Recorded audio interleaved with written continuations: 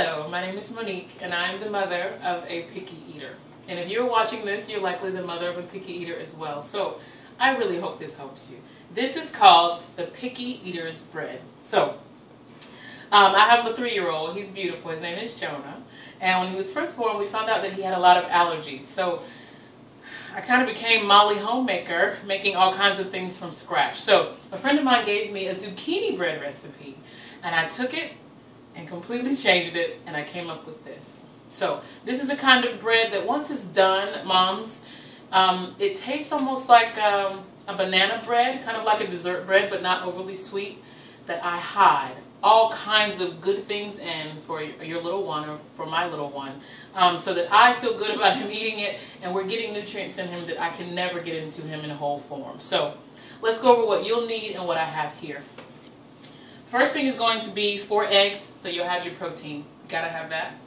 Then we're going to have 2 cups of sugar. This, a picture of all the ingredients will be up later, so you'll get to see what brands of everything that I've used.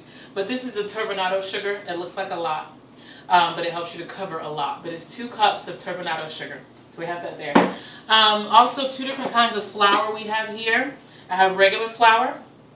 I've never used any kind of, I think there's rice flour. There's all kinds of flour out there, but this is regular white unbleached flour. So if you try something else, let me know. I'd like to know how it came out. 1 cup of that. I also have 1 cup of wheat flour. I figure we got to get it in somewhere. I've tried this with 2 cups of wheat flour, and it kind of threw off the balance. So that's why the mix has worked so far. Again, if you find something different, you let me know. So I'd like to know that. Teaspoon of vanilla. We also have 1 teaspoon each of sea salt. I use sea salt. If you use a different kind, I think that would be fine. Sea salt, baking soda, baking powder, cinnamon. So 1 teaspoon of all those 4 things. And then we have about 2 handfuls of organic carrots. I usually get these at Sam's Club. I found that they just work, so I always get these. Also throw in some flax. These are not whole flax seeds. This is milled flax. So it's more like not quite like a powder, but whatever the step would be before a powder. It's kind of like that. But when you put in the whole seeds, if they don't completely get broken down, they just kind of pass through the little ones. So you need a powder or something that's been cold milled. So that's what that is. And the kicker, the thing that I think most mothers will like, is the fact that a whole can of beans is in this bad boy. This is so important because especially if you have a little one that doesn't eat meat, you're going to get the protein, the fiber, and the things they're missing, and the iron out of this. So the ones I'm using are butter beans. Keep in mind, you can use other beans. Pintos didn't work so great. I didn't like the consistency of the bread, and I didn't love the taste. Also, I've tried black beans. Black beans make it just a little more dense. So if you're doing it for the first time, use butter beans. I just happen to use this brand, but I don't think it matters. So black beans. And for extra ingredients, I'm throwing in these 2. You want to use some ripe bananas. Not too ripe, but ripe bananas.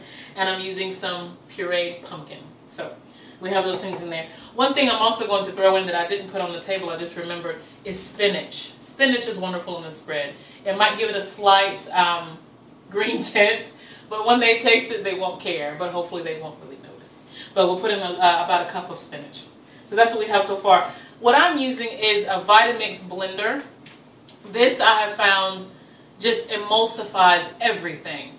I've never made this bread with a regular blender. If you do so, please let me know how it turns out. Make comments, message me, and let me know how it turns out. But I'm using a very ancient, you'll notice the style of it is so different.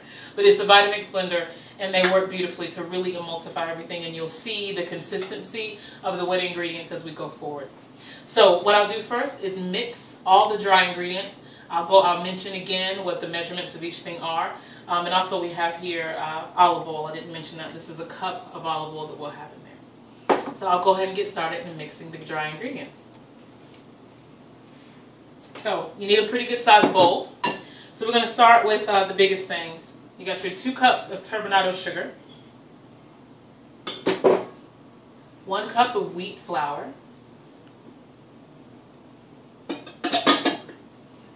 1 cup of regular flour,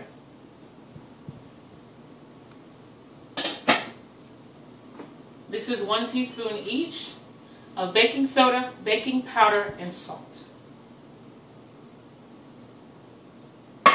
Now, this measurement that I have in here, this is just the little thing that came with this, but I believe this is about 2 tablespoons, and this is again of the milled flax. So you throw that in. You can't taste it, so if you decide you need a little more, it's fine. And also we're going to do 1 teaspoon as well of cinnamon. Need to get some more cinnamon.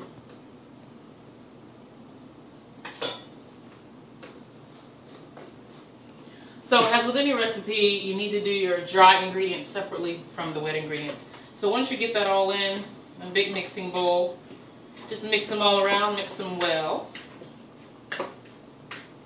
And after we get all the wet ingredients, we're actually going to put everything into the Vitamix. So this you won't need for now, so I'm going to set it to the side. So, in your Vitamix, we're going to start, or your blender. Again, let me know if you do it with the blender because I want to know how that turns out.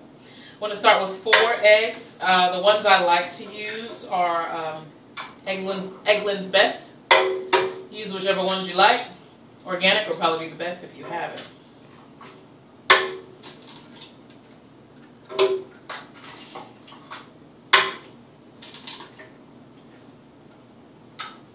Okay. It's about a tablespoon of vanilla. I just kind of do that. It's not precise. Now for the carrots. Since these are my carrots, I'm going to throw my hand in the bag. But I really just take 2 handfuls, throw them right on in there. Okay. You throw in your whole cup of olive oil.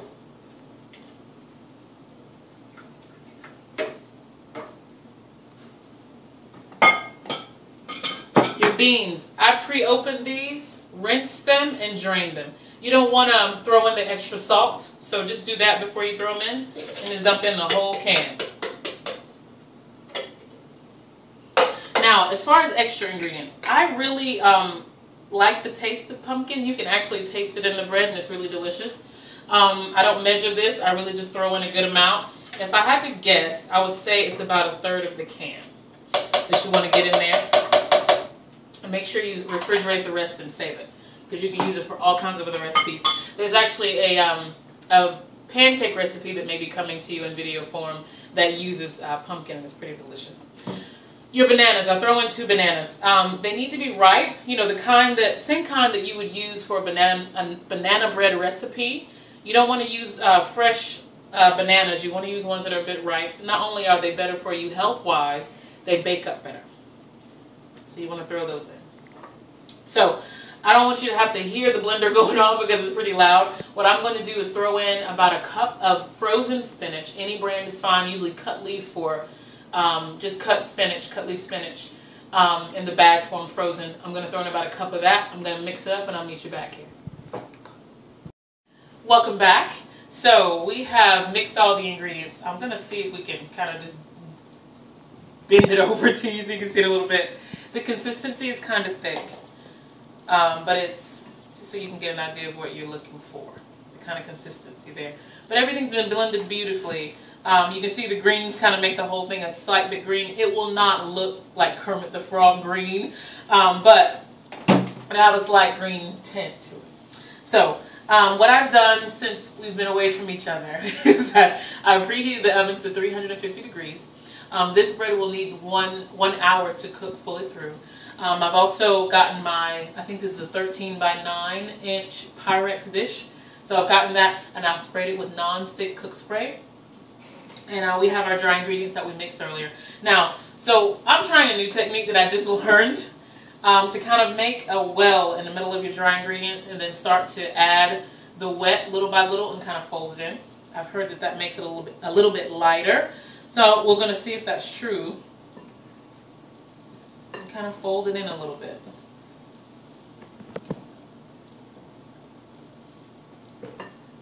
Truth be told, what I normally do, throw both of them together and just stir them together.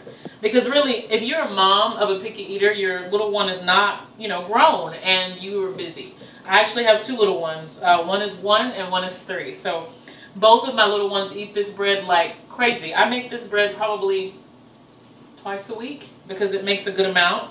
So we get this bread when we're running out late, going somewhere.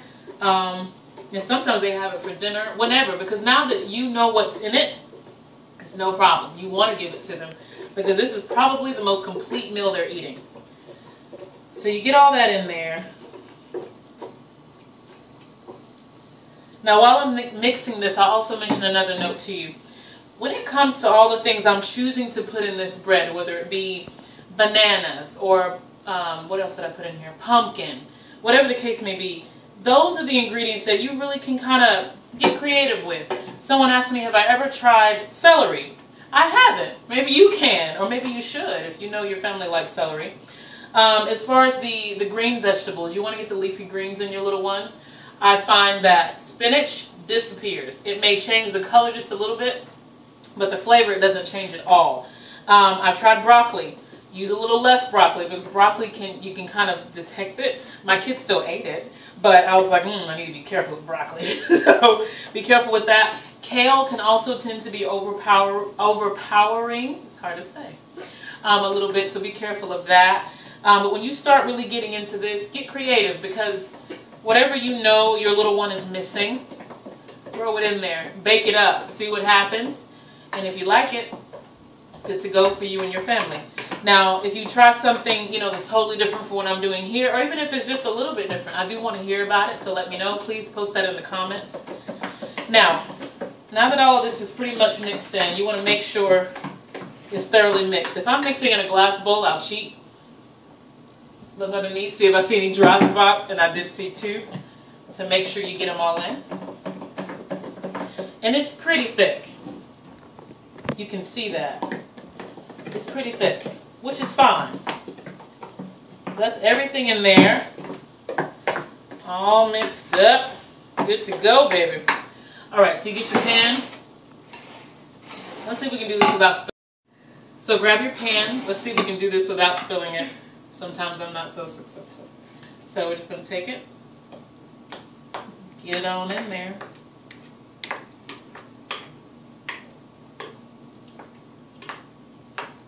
If you have a rubber spatula, it's always a good idea to grab that